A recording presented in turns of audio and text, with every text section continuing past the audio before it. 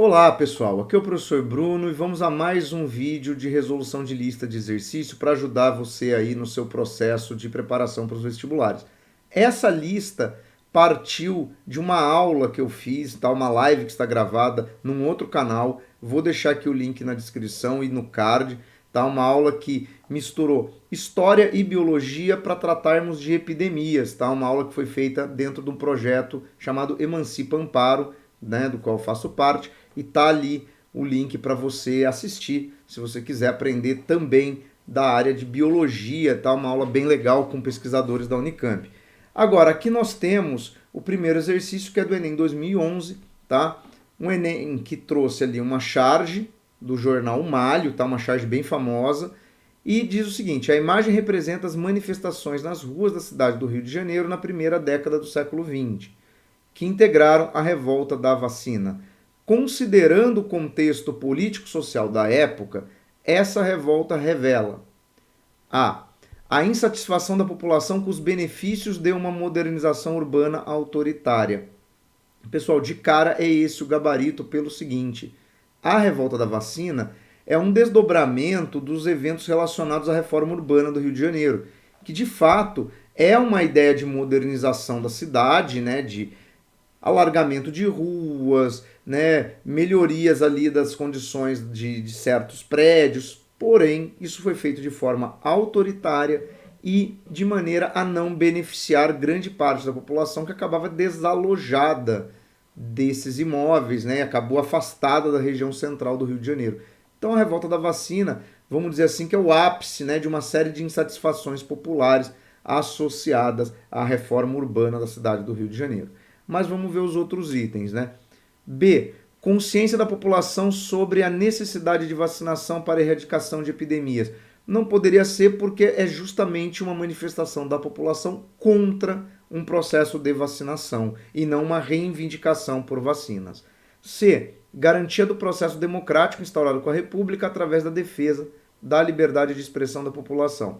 Bom, primeira coisa, estamos tratando da República Velha, não podemos sequer falar de um contexto democrático, já que havia sérias restrições ao exercício do voto, e também não é uma questão de liberdade de expressão, até porque as manifestações populares contra a reforma urbana e contra, no caso, a vacinação, foram duramente reprimidas. Então, não é isso. D. Planejamento do governo republicano na área da saúde, que abrangia a população em geral. Mas não é isso que a charge mostra, né? A charge não está mostrando um planejamento, ela está mostrando uma reação da população, né? Por isso que é a insatisfação popular descrita no item A.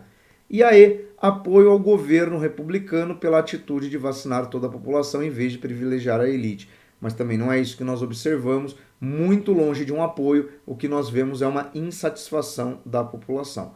Só lembrando que a gente tem que pensar também que essa população se colocou contra a vacinação por N fatores, tá? Muita gente também teve ali como norteador disso questões morais, né? Porque achava que era um absurdo os agentes de vacinação entrarem nas casas, tocarem nas pessoas, mas também teve muita campanha de certos setores da sociedade contra a vacinação. Médicos que eram contra as propostas de vacinação porque não acreditavam na prevenção de doenças, pessoas interessadas em desacreditar o governo na época do Rodrigues Alves, né? Tanto que por trás da revolta da vacina há uma tentativa de golpe de Estado por parte de militares, mas que também não surtiu nenhum efeito prático. Então, assim, é muito mais complexo do que simplesmente uma insatisfação da população com uma vacinação, que até então era algo que era muito novo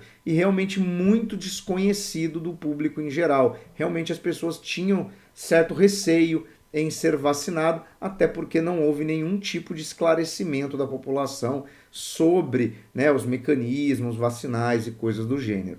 Mas é o exercício 2011. O segundo exercício é do Enem Digital 2020, tá? A última prova que foi aplicada, né, a primeira versão aí do Enem Digital. Tem um vídeo aqui também, vou deixar no card, em que eu comento, esse exercício me causou aqui bastante estranhamento, dado o momento em que ele foi colocado ali numa prova, né? Chamando o repórter de cidadão, em 1904, o preto acapoeirado justificava a revolta. Era para não andarem dizendo que o povo é carneiro. De vez em quando é bom a negrada mostrar que sabe morrer como homem. Para ele, a vacinação em si não era importante, embora não admitisse de modo algum deixar os homens da higiene meter o tal ferro em suas virilhas. O mais importante era mostrar ao governo que ele não põe o pé no nosso pescoço. Bom, então aqui é um depoimento, né, de alguém tirado ali do livro do José Murilo de Carvalho, né, Os Bestializados, que mostra que a população se rebelou contra a vacinação por uma questão de se rebelar contra uma determinação do governo. E aí é complicado porque esse texto aqui induz a ideia de que se colocar contra uma campanha de vacinação é um ato em defesa da liberdade. E isso realmente é complicado, dado o contexto atual em que nós temos, né, o presidente da República incitando pessoas a não se vacinar e comprando briga com governadores de estado, né, que querem vacinar a sua população, pensando que o Enem é um exame oficial e ainda mais que, desde o início do atual governo, os ministros da educação afirmam reiteradamente que olham a prova e que interferem na seleção das questões. É muito estranho essa questão aparecer justamente nesse contexto que nós estamos vivendo agora na pandemia de Covid. Mas vamos lá. A referida revolta ocorrida na cidade do Rio de Janeiro no início da República caracterizou-se por ser uma agitação incentivada por médicos. Olha que não estaria totalmente errado, tá? Vários médicos eram contrários à vacinação e incitaram as pessoas a não se vacinar. Atitude de resistência dos populares, no caso é o que dialoga melhor com o texto, né? Uma vez que ele fala de negros se rebelarem, né? São camadas populares, não é um médico que está dando essa declaração, então é o item B, né? Tática de sobrevivência dos imigrantes. Não é um imigrante, até porque ele fala de negro, né? A gente, quando associa imigrante, associa o imigrante europeu nesse contexto. Tática de insurgência dos comerciantes, também não está falando de uma categoria profissional específica, né? Estratégia elaborada pelos operários. Embora muitos operários tenham participado da revolta da vacina, porque aproveitaram também a situação para reivindicar outras pautas, mas não, né? É uma atitude de resistência dos populares, o que é bastante complicado como discurso nos dias de hoje, né? Mas fica aí a resposta da questão 2. Questão 3 também do Enem. Repare como o Enem gosta, né, de revolta da vacina, né? A revolta da vacina, 1904, mostrou claramente o aspecto defensivo, desorganizado, fragmentado da ação popular. Não se negava o Estado, não se reivindicava participação nas decisões políticas. Defendiam-se valores e direitos considerados acima da intervenção do Estado. Também da obra do José Murilo de Carvalho. A mobilização analisada representou um alerta na medida em que a ação popular questionava. E aí vem lá, a alta dos preços, política clientelista, reformas urbanas, arbítrio governamental ou práticas eleitorais. Bom, a gente já pode excluir 3 aqui que não gerariam nenhum tipo de dúvida, né? Não é uma questão de alta dos preços, não tem nada a ver com política clientelista, que seria algo, por exemplo, nesse contexto ligado ao coronelismo, e as práticas eleitorais também não é o foco, né? Não estamos tratando ali de uma crítica ao voto de cabresto, uma demanda pelo voto feminino ou voto secreto. Então ficava lá, reformas urbanas ou arbítrio governamental. De fato, a revolta da vacina está inserida no contexto das reformas urbanas. Mas se você olhar o texto com atenção, o que se discute e aparece ali no final são os limites da intervenção do Estado na sociedade. Ou seja, a questão ali é de arbítrio governamental, aquilo que o governo pode ou não fazer. Por isso que é a alternativa D e não a alternativa C. Não é simplesmente uma questão da reforma urbana, mas é daquilo que o Estado poderia ou não fazer, né, e obrigar os cidadãos a fazer, no caso uma vacinação. Tá? Então aqui é a alternativa D. E aí o 4 é um exercício da FUVEST, tá? Eu vou mudar aqui a tela para ele ficar mais visível. FUVEST 2009. No início do século XX, focos de varíola e febre amarela fizeram milhares de vítimas na cidade do Rio de Janeiro.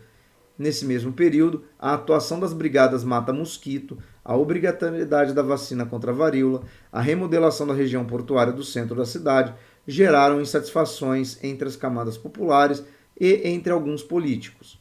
Rui Barbosa, escritor, jurista e político, assim opinou sobre a vacina contra a varíola.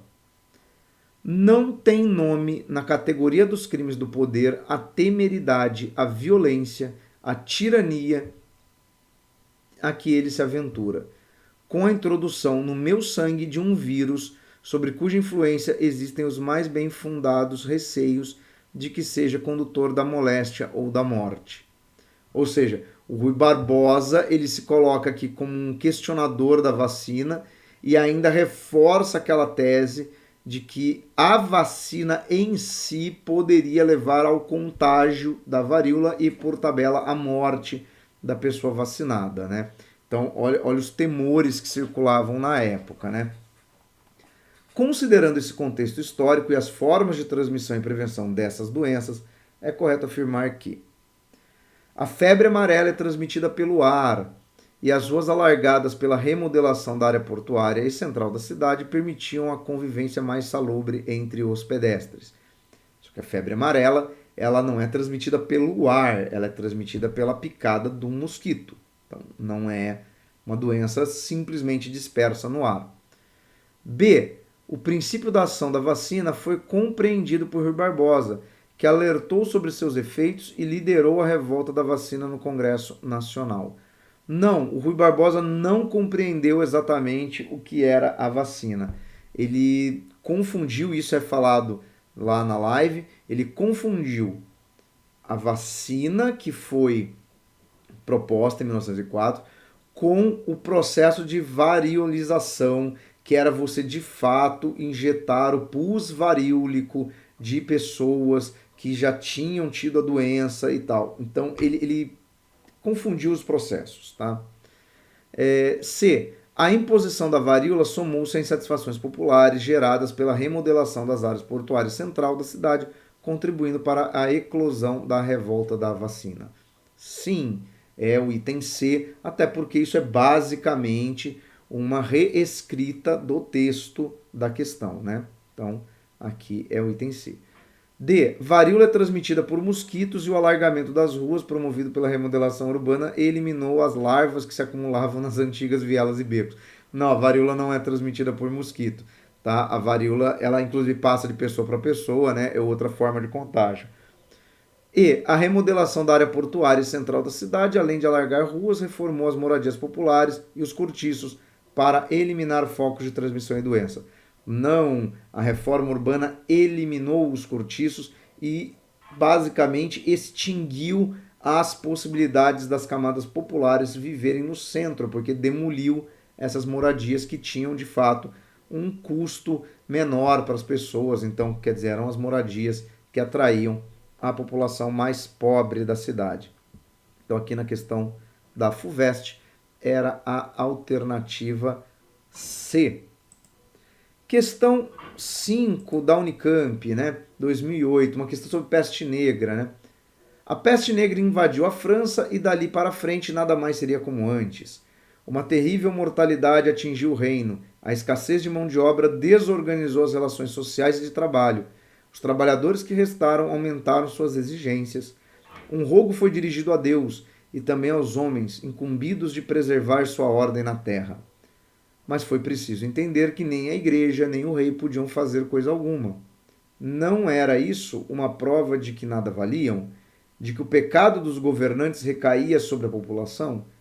Quando o historiador começa a encontrar tantas maldições contra os príncipes, novas formas de devoção e tantos feiticeiros sendo perseguidos, é porque de repente começou a se estender o império da dúvida e do desvio. Né? Um texto aí do Georges Duby, né? Mencionado aqui na questão da Unicamp, para tratar sobre os impactos da peste negra do século XIV. Né? Então vamos lá. A. A partir do texto, identifique de que maneira a peste negra repercutiu na sociedade da Europa medieval em seus aspectos econômico e religioso. Então vamos lá. Olha que curioso isso aqui, né? Primeiro, aspectos econômicos. A gente fala muito que a peste negra no século XIV ela acabou sendo um freio para o avanço capitalista, né? Por quê? Porque a peste se concentra nas cidades, as rotas comerciais acabam sendo interrompidas, né? Você tem uma série de desdobramentos que realmente prejudicam. Então você poderia colocar isso na sua resposta. Mas você também podia considerar o seguinte, que aí ele fala lá, a escassez de mão de obra, óbvio, a mortalidade, né? Desorganizou as relações sociais de trabalho. Os trabalhadores que restaram aumentaram suas exigências. Então você também pode falar que a situação de redução da mortalidade, da mão de obra pela mortalidade levou a novos arranjos. Ou seja, os trabalhadores passaram a demandar mais coisas, o que colaborou também para acabar com aqueles vínculos de servidão que ainda vinham da Idade Média. Então também é um outro entendimento. Agora, no sentido religioso, a gente pode falar o seguinte, né? Que aumentou a fé porque as pessoas percebiam a peste negra como um prenúncio do fim dos tempos, então começaram a rezar, ou seja, a peste negra levou a uma religiosidade mais exacerbada, que tanto pode se aproximar mais da Igreja Católica, como o que ele chama atenção no final é a questão dos feiticeiros, também levar a certas radicalizações da religiosidade que a Igreja Católica considerava como heresias. Então, por exemplo, procurar curas em fenômenos da natureza, né? Se aproximar de novo de práticas das religiões pagãs. Então, esse brainstorm que você tinha que fazer, tá? E elencar estes pontos. E o B, indique características da organização social da Europa medieval que refletiam a ordem de Deus na Terra. Que características da organização social da Europa, né, refletiam a ordem de Deus na Terra? Primeiro, aquela ideia da sociedade tripartite, né, porque era uma referência à Trindade, a ideia de você imaginar um mundo dividido entre nobres, entre membros do clero e o restante, né, a plebe, né, o restante da população. A gente não pode mais falar camponeses, porque já tinha pessoas vivendo no meio urbano, né, mas a plebe. A ideia de que cada uma dessas três ordens tinha uma função específica, ou seja, né, a nobreza tinha uma função de conduzir, de governar, o clero tinha uma função de intermediar as relações entre o homem e Deus, e a plebe tinha ali uma função de trabalhar, na verdade, de criar as condições materiais para a existência dessa sociedade. Isso daqui, na verdade, é uma menção a um outro texto, né, do Georges Duby, né, que é o imaginário feudal, né, que é a questão das três ordens, né, do feudalismo. Então, era para remeter a isso, que é uma coisa muito clássica, na verdade, quando a gente pensa em Idade Média, né? Questão 6 da Unicamp, também aqui uma questão, um texto muito grande, né? A partir da leitura do texto 3 da coletânea e seus conhecimentos, responda às questões abaixo. Essa prova aqui de 2008 ainda era a prova do formato antigo, né? Primeira fase que tinha redação e questões dissertativas, e aí você tinha que correr lá no texto 3 da coletânea. Com 800 mil habitantes, o Rio de Janeiro era uma cidade perigosa. Espreitando a vida dos cariocas estavam diversos tipos de doença, bem como autoridades capazes de promover, sem qualquer cerimônia, uma invasão de privacidade. A capital da jovem república era uma vergonha para a nação. As políticas de saneamento de Oswaldo Cruz mexeram com a vida de todo mundo, sobretudo dos pobres. A lei que tornou obrigatória a vacinação foi aprovada pelo governo em 31 de outubro de 1904.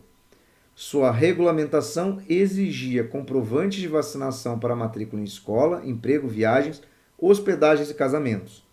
A reação popular, conhecida como Revolta da Vacina, se distinguiu pelo trágico desencontro de boas intenções, as de Oswaldo Cruz e as da população, mas em nenhum momento podemos acusar o povo de falta de clareza sobre o que acontecia à sua volta. ele tinha noção clara dos limites da ação do Estado. De novo, um texto de José Moreira de Carvalho, né? Só que aqui citado na revista Nossa História. E tem um detalhe interessante, né? Ele aqui aponta esse detalhe do desencontro de boas intenções, né? Por um lado, Oswaldo Cruz, que propôs a vacinação obrigatória porque entendia que a vacinação era o meio mais eficaz de combater doenças como a varíola. Mas a população, né, que tinha seus motivos para se colocar contra, né? Então, vamos lá. De que maneira as medidas sanitárias no Rio de Janeiro do início do século XX mexeram com a vida de todo mundo, sobretudo dos pobres? Bom, aqui era para falar basicamente da reforma urbana, da demolição dos cortiços e, obviamente, do impacto que isso teve na dinâmica da vida das populações mais pobres. Por quê? Elas foram expulsas dos cortiços, deslocadas do centro da cidade, e é nesse momento que você observa também um aumento no número de favelas e de habitações nas áreas periféricas da cidade, que são áreas desprovidas de qualquer medida sanitária, ou seja, só piorou a vida da população, né? E aí, B, indique 2 fatores que restringiram a participação política dos trabalhadores na Primeira República.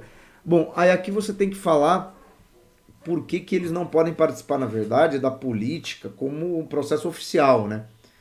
Temos que lembrar, primeiro, que boa parte dos trabalhadores, né, dessa época eram imigrantes que chegavam no Brasil, então precisavam se naturalizar. Você tem a questão dos trabalhadores precisarem ser alfabetizados para votar, não tinha mais o voto censitário, mas demandava a alfabetização, o que em vários casos era um problema, né? E você também podia mencionar a questão, principalmente na zona rural, do voto de cabresto, né, da pressão que havia sobre os trabalhadores, né, uma vez que o voto não era secreto, para que eles votassem em quem, né, as autoridades, os seus empregadores, né, as pessoas que exerciam algum tipo de poder de coerção sobre eles, desejavam, e não uma forma espontânea de organização e participação política dos trabalhadores. Bom, pessoal, esses foram os 6 primeiros exercícios da lista. Se você está com o arquivo aí de PDF, você viu que além desses, tem outros exercícios que são todos do vestibular da Faculdade de Medicina Albert Einstein, né? 2020, a Albert Einstein fez uma prova com 5 questões, todas tratavam de epidemias em história. Então, tem questão de peste negra, de varíola, né, de revolta da vacina, de AIDS, de elementos que você faz uma relação entre doença e impactos socioeconômicos e políticos. Eu vou deixar aqui do lado o link, né, desse lado aqui na verdade, o link para a resolução dessas questões. Então a segunda parte da resolução dessa lista continua neste outro vídeo, tá? Fora isso, um abraço, até o próximo vídeo e não se esqueça de se inscrever no canal. E se você ficou com curiosidade sobre a live, entra lá no link do Emancipa Amparo, olha, também se inscreve lá no canal, tem coisas bem interessantes. Um abraço e até mais.